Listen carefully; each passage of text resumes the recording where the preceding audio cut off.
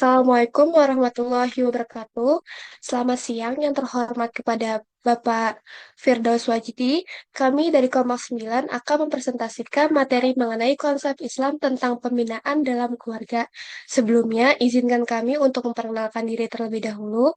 Perkenalkan, nama saya Kumala Trepsari dengan NIM 130462508.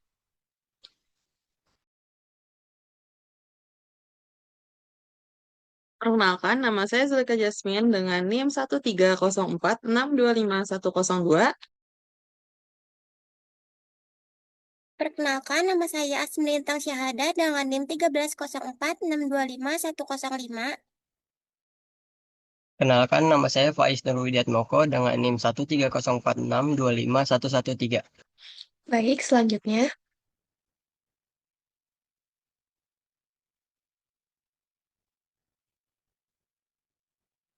Selanjutnya terdapat pendahuluan.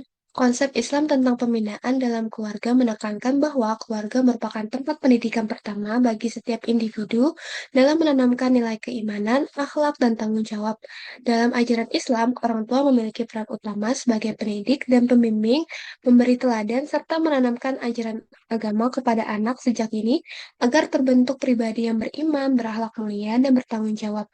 Melalui pembinaan yang baik berdasarkan Al-Quran dan hadis, diharapkan terciptanya keluarga yang harmonis, penuh kasih sayang, serta mampu mewujudkan keluarga sakinah, mawaddah, dan warahmah. Selanjutnya, terdapat pula makna dan hakikat keluarga Islami. Keluarga Islami adalah keluarga yang dibangun melalui pernikahan yang sah dan menjalankan kehidupan rumah tangga sesuai dengan ajaran yang terdapat dalam Al-Quran dan hadis. Hakikat keluarga Islami terletak pada lingkungan yang menumbuhkan nilai keimanan, akhlak mulia, dan tanggung jawab, sehingga terciptanya keluarga yang sakinah, mawaddah, dan warahmah. Dalam keluarga dalam keluarga, orang tua berperan sebagai pendidik utama yang menanamkan nilai agama, membimbing anak dalam beribadah, serta menjadi teladan yang dalam berperilaku sehari-hari agar terbentuk generasi yang beriman, berakhlak baik, dan bermanfaat bagi masyarakat. Selanjutnya, rukun pernikahan dalam Islam ada 5. Yang pertama, calon suami yaitu laki-laki memenuhi syarat untuk melangsungkan pernikahan.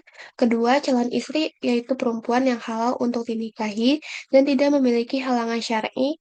Yang ketiga, wali nikah yaitu pihak yang menikahkan mempelai perempuan, biasanya ayah atau wali sah. Yang keempat, dua orang saksi yang menyaksikan berlangsungnya akad nikah. Dan yang terakhir, ijab dan qabul, yaitu pernyataan akad nikah antara wali dan calon suami sebagai tanda sahnya pernikahan. Selanjutnya, kemudian ada juga syarat pernikahan Islam. Yang pertama, kedua mempelai beragama Islam dan balik. Yang kedua, adanya persetujuan kedua mempelai tanpa paksaan. Ketiga, kehadiran wali yang sah bagi calon mempelai. Yang keempat, dihadiri minimal dua orang saksi laki-laki yang adil. Yang kelima, tidak terdapat larangan pernikahan seperti hubungan mahram atau masih dalam keadaan iddah. Dan yang terakhir, adanya mahar atau mas kawin yang diberikan oleh calon suami kepada calon istri. Selanjutnya akan dijelaskan oleh rekan saya.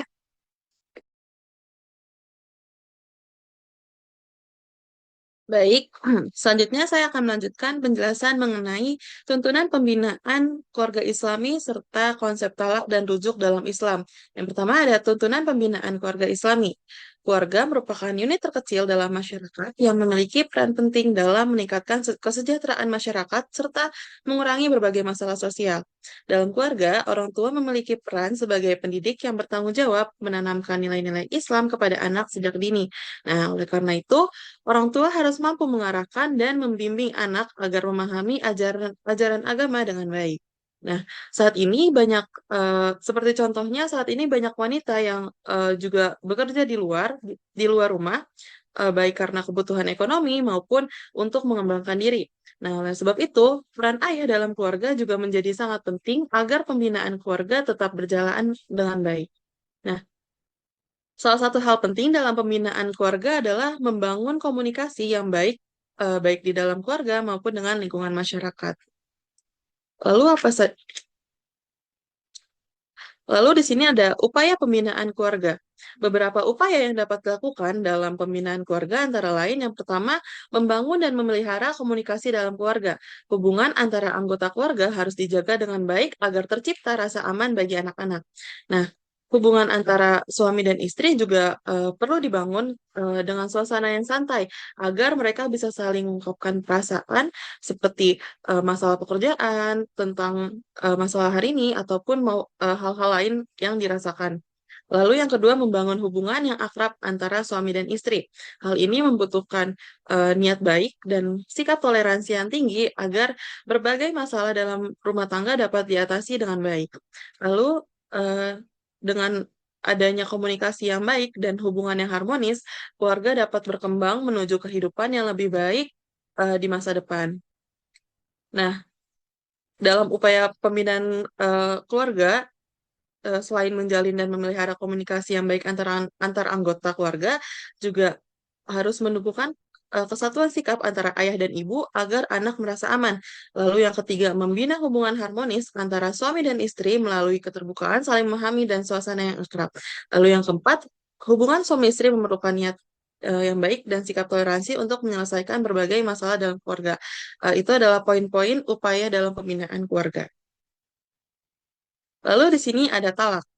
Eh, Secara bahasa, talak berarti melepas ikatan, sedangkan secara istilah, talak adalah putusnya hubungan pernikahan antara suami dan istri yang sah menurut syariat Islam. Walaupun talak diperbolehkan dalam Islam, namun pelaksanaannya tetap memiliki aturan tertentu. Selain itu, Islam juga memberikan kesempatan untuk rujuk setelah talak dijatuhkan dengan beberapa syarat tertentu. Hukum talak dalam Islam dapat berbeda-beda tergantung pada kondisi rumah tangga, yaitu yang pertama, talak menjadi wajib apabila konflik antara suami dan istri sudah tidak dapat didamaikan lagi sehingga perceraian menjadi satu-satunya jalan untuk menuntaskan masalah tersebut. Lalu, talak menjadi haram. Jika talak dilakukan tanpa alasan yang jelas karena dapat merugikan kedua belah pihak dan tidak memberikan manfaat, maka talak menjadi haram. Lalu yang ketiga, talak menjadi sunnah. Apabila istri sudah tidak menjalankan kewajibannya kepada Allah dan sering melanggar larangannya, sehingga perceraian ini dianggap lebih baik untuk menjaga keimanan dan ketenangan rumah tangga. Lalu di sini ada rukun talak. Dalam talak terdapat beberapa rukun yang harus dipenuhi agar talak dianggap sah. Di antaranya yang pertama ada suami. Suami yaitu pihak yang menjatuhkan talak dan suami harus dalam keadaan berakal, balik, dan tidak dipaksa. Lalu yang kedua ada istri, yaitu perempuan yang masih berada dalam ikatan pernikahan yang sah dengan suaminya. Lalu ada kasdu, yaitu kesengajaan, yaitu adanya niat yang jelas dari suami untuk menjatuhkan talak. Lalu di sini ada jenis-jenis talak. Talak memiliki beberapa jenis yang dapat dilihat dari beberapa sisi. Yang pertama ada berdasarkan jumlah talaknya, yaitu ada talak 1, talak 2, dan talak 3. Talak 1 itu sendiri yaitu talak pertama yang dijatuhkan suami kepada istrinya.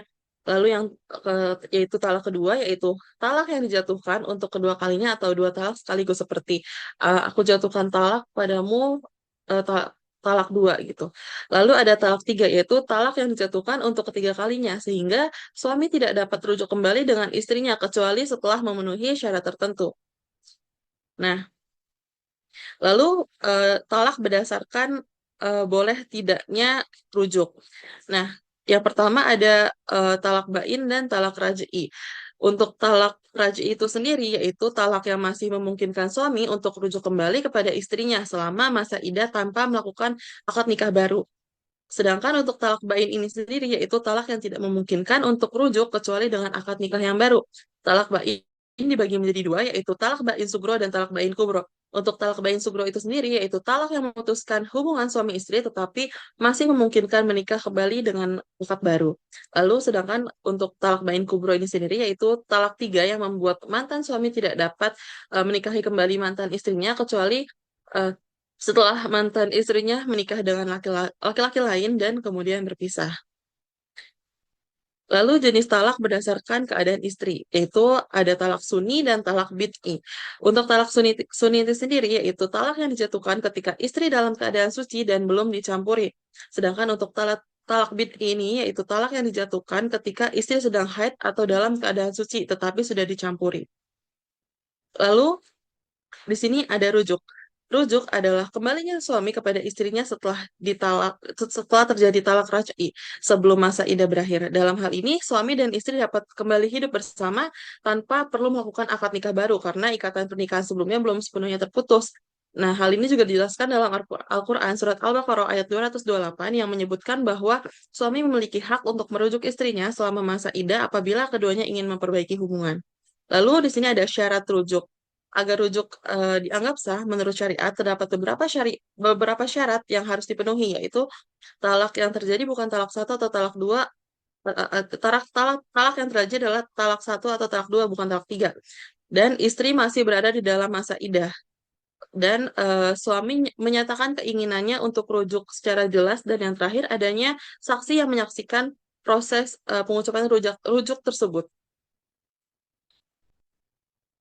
Ini syarat sah rujuk yang tadi telah disebutkan.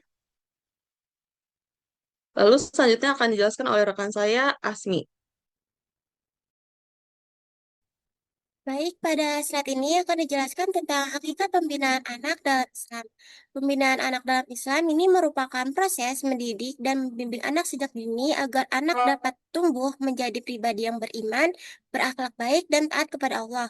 Pembinaan ini itu tidak hanya berkaitan dengan pendidikan biasa, tapi juga meliputi penanaman akidah, pembiasaan ibadah, serta pembentukan akhlak yang baik.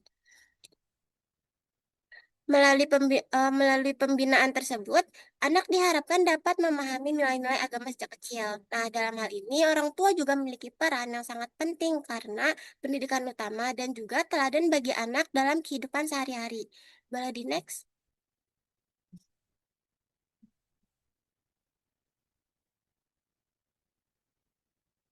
Oke, selanjutnya mengenai hak dan kewajiban orang tua terhadap anak dalam Islam. Orang tua memiliki tanggung jawab untuk memenuhi kebutuhan anak serta membimbingnya dengan baik. Beberapa di antaranya yaitu yang pertama, memberikan nama yang baik kepada anak, karena nama merupakan doa dan harapan dari orang tua. Yang kedua, orang tua juga perlu memberikan ASI serta makanan yang halal agar anak dapat tumbuh dengan sehat. Anak juga berhak mendapatkan kasih sayang, perhatian, dan perlindungan dari orang tuanya. Lalu orang tua juga memiliki kewajiban untuk mengajarkan Al-Quran dan pendidikan agama sejak dini, serta mendidik dan membimbing anak agar memiliki akhlak yang baik. Selain itu, orang tua juga harus bersikap adil kepada semua anak dan mempersiapkan masa depan anak dengan sebaik mungkin. Selanjutnya akan dibacakan oleh rekan saya. Baik, selanjutnya ada hak dan kewajiban anak terhadap orang tua dalam Islam. Kewajiban anak terhadap orang tua, yang pertama ada berbakti dan hormat kepada orang tua, yang dimana anak menunjukkan rasa taat, menghargai, dan menjaga wibawa mereka. Yang kedua ada membantu dan merawat orang tua. Anak memberikan dukungan, perhatian, serta menjaga kesehatan dan kebutuhan mereka. Yang ketiga ada mendoakan orang tua.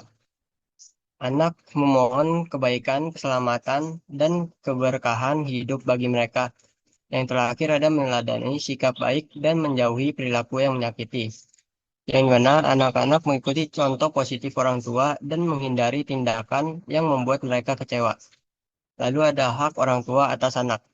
Yang pertama menerima kasih sayang, perlindungan, serta perhatian dari orang tua.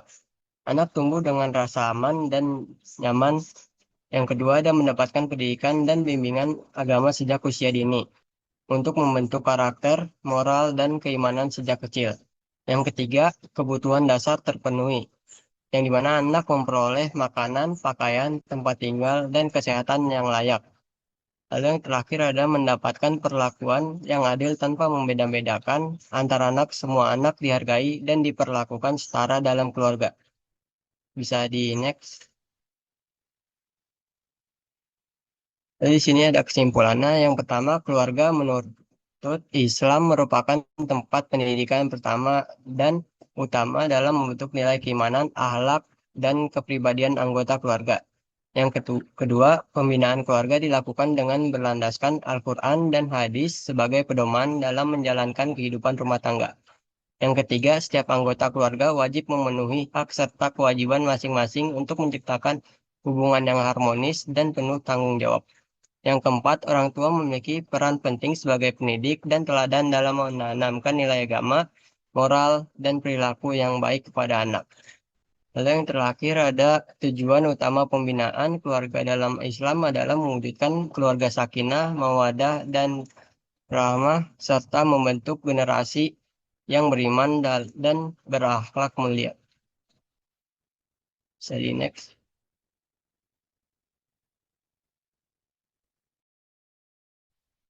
Baik, sekian presentasi dari kelompok kami. Kurang lebihnya mohon maaf. Wassalamualaikum warahmatullahi wabarakatuh.